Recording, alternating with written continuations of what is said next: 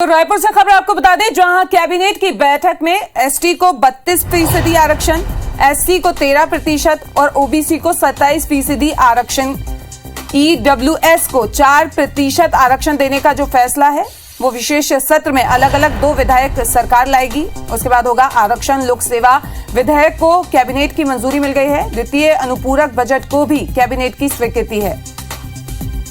तो रायपुर से इस वक्त की बड़ी खबर आपको बता रहे हैं।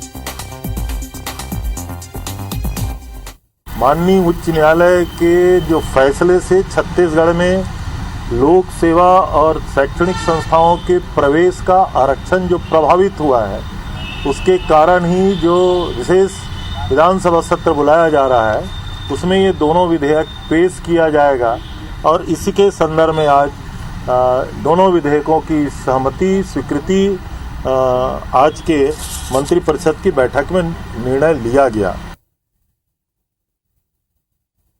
और इसी खबर पे ज्यादा जानकारी के लिए हमारे संवाददाता राजेश हमारे साथ जुड़ रहे हैं, उनका रुख कर लेते हैं। राजेश, सवाल यही उठता है कि जो आरक्षण का मुद्दा लेके बीजेपी घेरने की तैयारी में थी, वो मुद्दा ही खत्म कर दिया गया है। अब कौन से मुद्दे होंगे जिसको लेकर चुनाव मैदान में उतरेगी बीजेपी?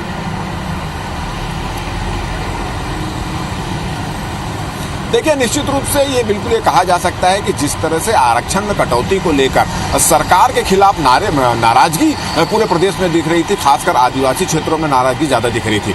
इस बीच भानुप्रतापपुर उपचुनाव आया और भानुप्रतापपुर उपचुनाव में भी ये देखा गया कि जब प्रदेश के मंत्री और कांग्रेस के विधायक जहां प्रचार करने जा रहे थे, तो वहां पर भी आरक्षण को लेकर विरोध का सामना करना पड़ा। बीजेपी भी इसको लेकर चौतरफा दबाव बना रही थी सरकार पर। तो इसको देखते हुए सरकार ने 1 और 2 दिसंबर को विशेष सत्र बुलाने का फैसला लिया था और इस सत्र में ये जो जानकारी मिली, उसमें अनुसूचित जाति वर्ग को 32%, अनुसूचित जाति वर्ग को 13%, ओबीसी वर्ग को 27% और ईडब्ल्यूएस को 4% आरक्षण जो मिले, इसके लिए एक मसौदा यहाँ पर तैयार कर लिया गया और इसी मसौदे को आज कैबिनेट की बैठक में मंजूरी दी गई है। तो जिस तरह से आज कैबिनेट की बैठक में इस मसौदे को मंजूरी दी गई है और उसके बाद इसको विशेष सत्र में लाकर इसका विधेयक पारित किया जाएगा, तो निश्चित रूप से जैसे आपने कहा कि भारतीय जनता पार्टी के पास एक जो मुद्दा था आदिवासी आरक्षण में कटौती के नाम से, वो एक मुद्दा उनके हाथ से खींचता नजर आएगा। मगर इसको लेकर पॉलिटिक्स भी अब शुरू हो चुकी है। जब हमने इस संबंध में जब